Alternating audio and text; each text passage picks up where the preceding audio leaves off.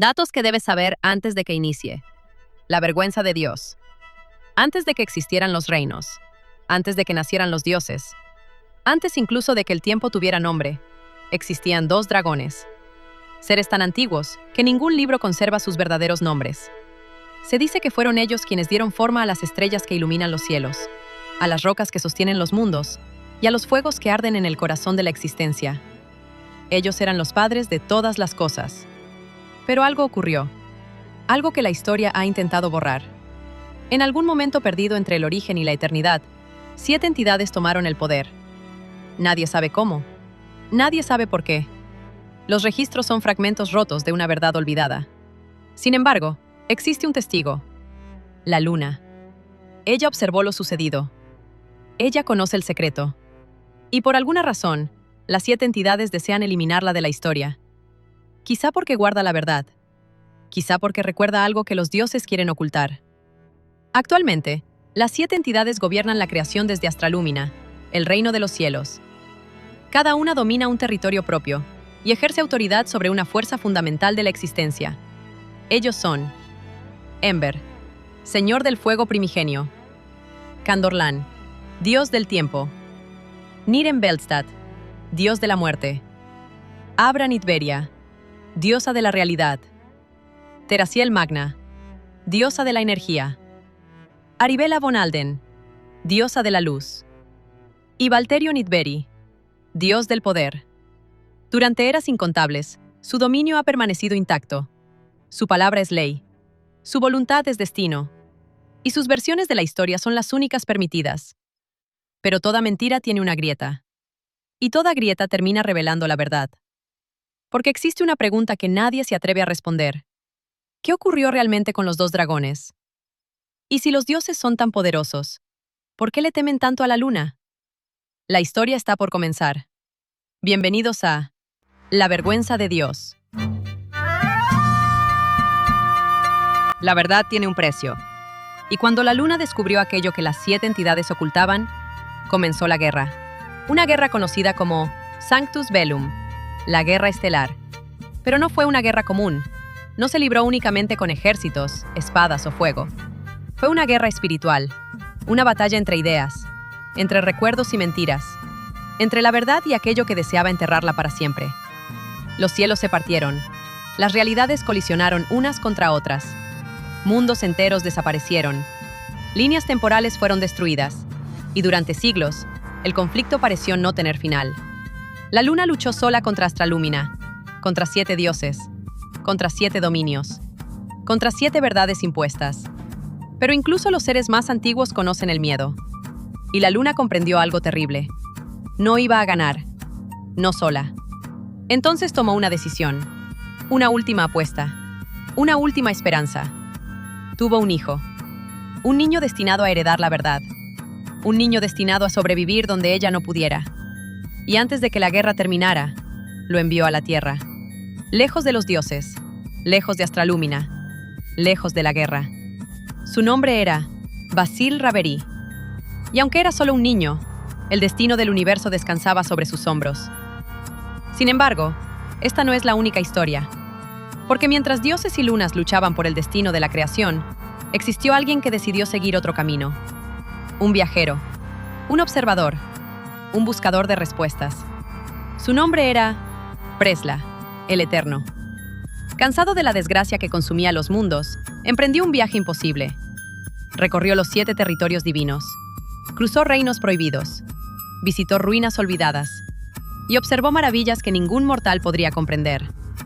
Incluso se dice que habitó durante un tiempo en la luna, buscando respuestas, buscando significado, no por arrogancia, no por poder, no para convertirse en Dios, sino para entender por qué existía el sufrimiento, entender por qué los dioses gobernaban, entender por qué la verdad parecía tan difícil de encontrar. Y durante su viaje, encontró algo inesperado, un espíritu, una presencia tan antigua que parecía existir antes de la historia misma. Aquel ser afirmaba ser el primer sirviente de Dios. Su nombre era Faraam, el guardián nocturno. Su primer encuentro no fue amistoso. No intercambiaron palabras, no compartieron conocimientos. Lucharon. Una batalla feroz. Una prueba de voluntad, una prueba de carácter. Pero al final del combate, Faram comprendió algo. Presla no buscaba poder, no buscaba gloria, no buscaba dominio.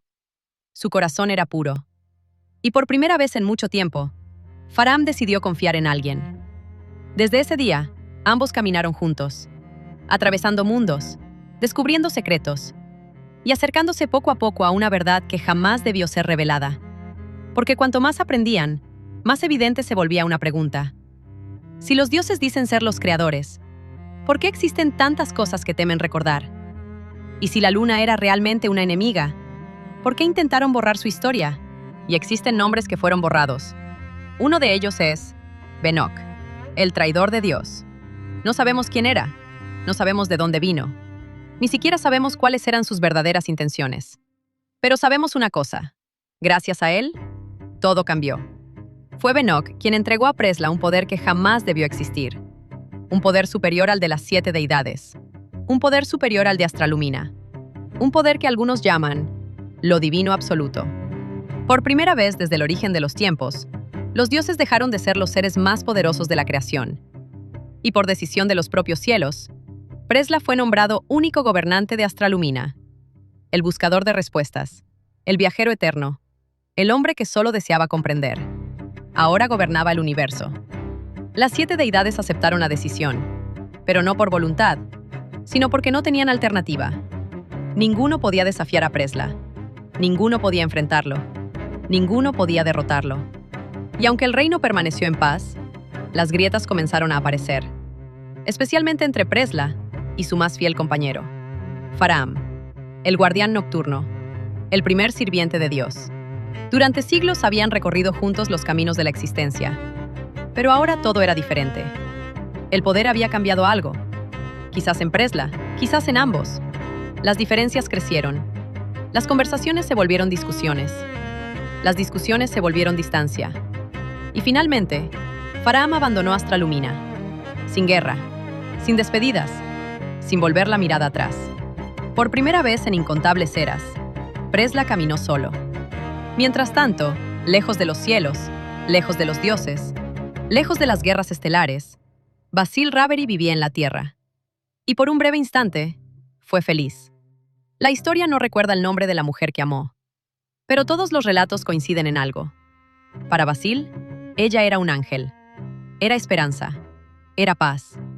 Era aquello que jamás había conocido. Junto a ella construyó una familia. Junto a ella tuvo descendencia. Y por primera vez desde su nacimiento, creyó que el sufrimiento había terminado, que el destino finalmente le había concedido algo bueno. Pero el destino es cruel. Y los dioses rara vez permiten la felicidad demasiado tiempo. Un día ella desapareció de su vida, tan rápido como había llegado, sin respuestas, sin explicaciones, sin justicia. Solo vacío, solo dolor, solo ausencia. Y algo dentro de Basil se rompió para siempre. El niño que había sido enviado para preservar la verdad comenzó a morir. Y en su lugar nació otra cosa.